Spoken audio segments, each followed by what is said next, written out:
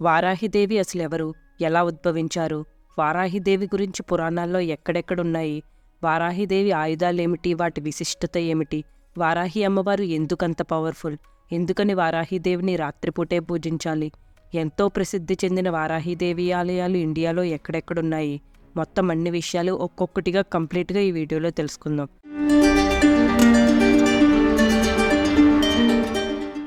మొట్టమొదటిగా బ్రహ్మాండ పురాణం అనే గ్రంథంలో లలితా సహస్రంలో వారాహిదేవి ఎలా ఉద్భవించారో తెలుసుకుందాం. లలితాదేవి నుంచి బాలత్రిపుర సుందరి, శ్యామలాదేవి మరియు వారాహిదేవి పుడతారు. అయితే లలితాదేవి నుంచి వారాహిదేవి మాత్రం రక్షణ కోసం, శత్రు సంహారం కోసం ఉద్భవించారు.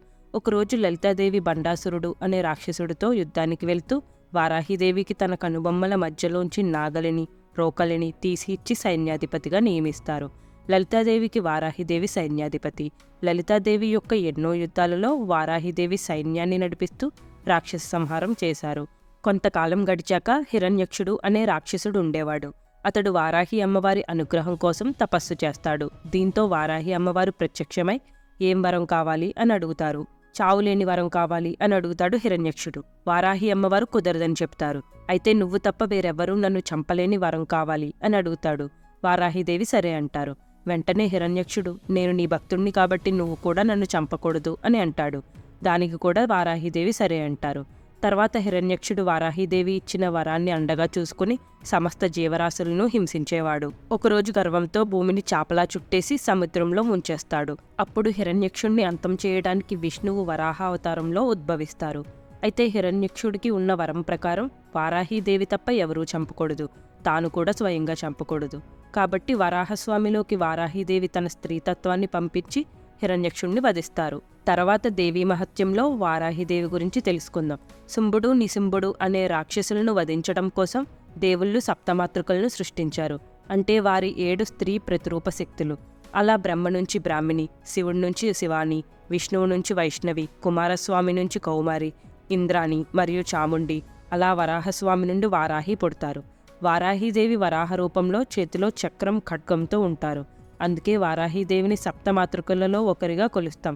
అయితే దేవీ మహత్యంలోని తర్వాత జరిగిన రక్తబీజుడు కథ ప్రకారం రక్తబీజుడనే రాక్షసుడి సంహారం కోసం దుర్గాదేవి తన దేహం నుండే సప్తమాతృకలను సృష్టించారు.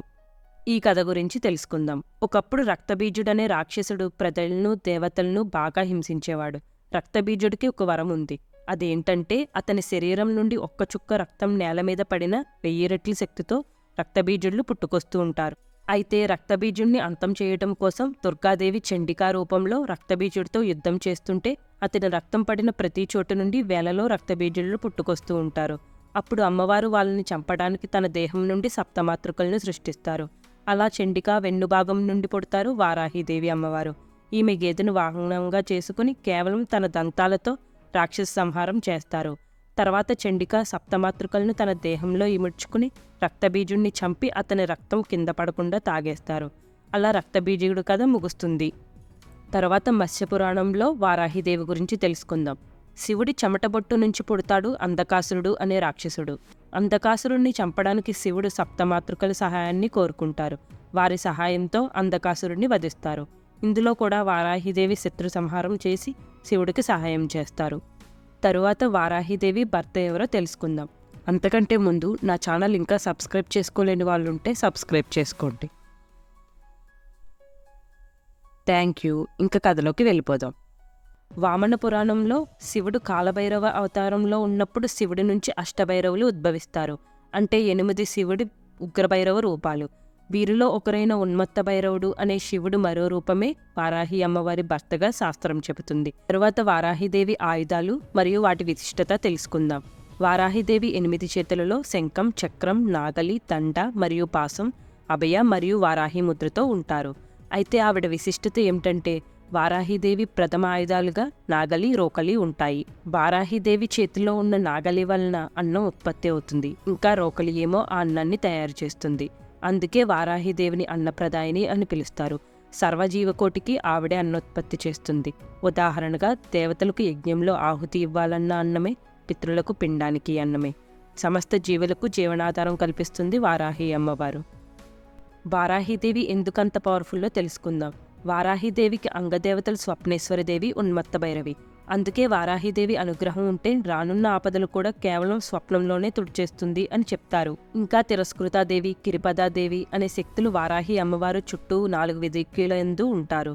వీరంతా వారాహి అమ్మవారి ప్రతిరూపాలే. వీరంతా దుష్టశక్తులు కానీ వస్తే వాటిని ఆపేందుకు ప్రయత్నిస్తూ ఉంటారు. వీరంతా రక్షక శక్తులు. మన చుట్టుముట్టిన ప్రమాదాలు మనకు తెలియదు, అమ్మకు తెలుసు.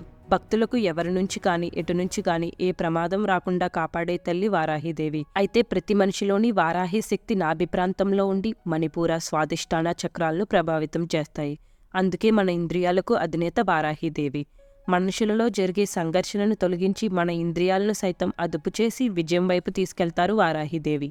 ఇంకా వారాహి అమ్మవారు రాత్రంతా తిరుగుతూ సమస్త జీవరాశులకు రక్షణ కల్పిస్తారు.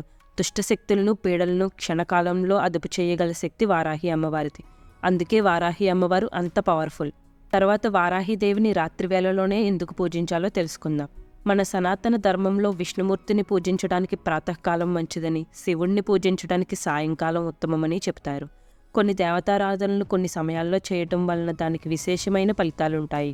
అలాగే వారాహిమాతను రాత్రి పూజించడం వలన అద్భుతమైన ఫలితాలుంటాయి. అయితే వారాహిదేవి రక్షక శక్తి. రాత్రి వేళలో ఈవిడ మెలకుగా ఉండి దుష్టశక్తులను నియంత్రిస్తుంది. అందుకే వారాహిదేవిని చాలా గుళ్ళలో తాంత్రిక పద్ధతిలో రాత్రిపూటే పూజిస్తారు. తరువాత వారాహిదేవి ప్రసిద్ధి కలిగిన ఆలయాలు ఇండియాలో ఎక్కడెక్కడున్నాయో తెలుసుకుందాం. మొదటిగా శ్రీ మహావారాహి అమ్మన్ ఆలయం. ఈ గుడి గుజరాత్లోని ప్రసిద్ధి చెందిన ఆలయం. ఇక్కడ భక్తులు ఆరోగ్యం, సంపద మరియు శ్రేయస్సు కోసం పూజిస్తుంటారు. ఈ గుడి నవరాత్రుల ఉత్సవాలకు ప్రత్యేకంగా రద్దీగా ఉంటుంది. నెక్స్ట్ తమిళనాడులో తిరుచారుపల్లిలోని వరాయూరులోని వారాహి అమ్మన్ అనే ఆలయం. ఈ గుడి సప్తమాతృకులలో ఒకరైన వారాహి అమ్మవారిది. దిష్టి దోషాల నుండి ఉపశమనం మరియు ఆనందం కోసం ఇక్కడ అమ్మవారిని భక్తులు పూజిస్తుంటారు. నెక్స్ట్ ఒరిస్సాలో చౌరాసీలో ఒక గుడి ఉంది. ఇక్కడ వారాహిదేవిని మత్స్యవారాహిగా పూజిస్తారు. ఈ ఆలయం 9వ శతాబ్దంకి చెందినది. ఈ ఆలయంలో తాంత్రిక పూజలు నిర్వహిస్తుంటారు. ఇంకా చెన్నైలో మైలాపూర్లో కూడా వారాహిదేవి ఆలయం ఉంది. బెంగళూరులో ఉల్సార్లో మహావారాహి ఆలయం ఉంది. ఈ ఆలయంలో నవరాత్రి ఉత్సవాలు బాగా జరుపుతారు. తరువాత వారణాసిలో ఎంతో ప్రసిద్ధి చెందిన వారాహిదేవి ఆలయం. ఇక్కడ గ్రామదేవతగా వారాహిమాతను కొలుస్తారు. కాశీ క్షేత్రపాలకుడు కాలభైరవుడైతే క్షేత్రపాలికగా ఉగ్ర వారాహిమాత ఉంటుందని కాశీనివాసులు అంటుంటారు. ఈ దేవాలయంలోకి మనం ఎప్పుడు పడితే అప్పుడు వెళ్ళడానికి వీల్లేదు. ఈ గుడి ఒక భూగర్భ గృహంలో ఉంటుంది. తెల్లవారుజామున 4:30 నుండి 8 గంటల వరకు మాత్రమే తెరిచి ఉంటుంది. ఆ సమయంలో అమ్మవారు వారణాసిని చూడ్డానికి వెళ్తుందట. అందువల్లే ఆ సమయంలో మాత్రమే అమ్మవారిని దర్శించుకునేందుకు అనుమతినిస్తారు. మిగిలిన సమయం మొత్తం దేవాలయం మూసి ఉంటుంది. ఆలయం తెరిచిన సమయంలో దర్శనానికి వెళ్తే నేలపై 2 రంధ్రాలు కనిపిస్తాయి. వాటి ద్వారానే అమ్మవారిని దర్శించుకోవాలి. ఈ గుడిలో వారాహి అమ్మవారు ఉగ్రరూపంలో ఉంటారు. సాధారణంగా ఉగ్రరూపంలో శక్తి ఉంటుంది. అందుకే వారాహి అమ్మవారిని రంధ్రం ద్వారా దర్శించుకోవాలి. ఈ గుడి వారణాసిలోని దశస్వమేధ్ ఘాట్కి ఎడమవైపు ఉంటుంది. తరువాత నాకు దగ్గరలో తూర్పుగోదావరి జిల్లాలో కాకినాడలో కొవ్వూరు అనే గ్రామంలో వారాహిదేవి శక్తిపీఠం ఉంది. ఇక్కడ అమ్మవారిని ఆరాధిస్తే కోరుకున్న కోరికలన్నీ తీరుతున్నాయి. ఇంకా మీ చుట్టుపక్కల ప్రాంతాలలో వారాహిదేవి ఆలయాలు ఎక్కడెక్కడున్నాయో కమెంట్ ద్వారా తెలియజేయండి. ఇలాంటి మంచి కంటెంట్ ఉన్న వీడియోస్ కోసం తెలుగు వారాహి ఛానల్ సబ్స్క్రైబ్ చేసుకోండి. లైక్ చేయండి, షేర్ చేయండి. Thank you.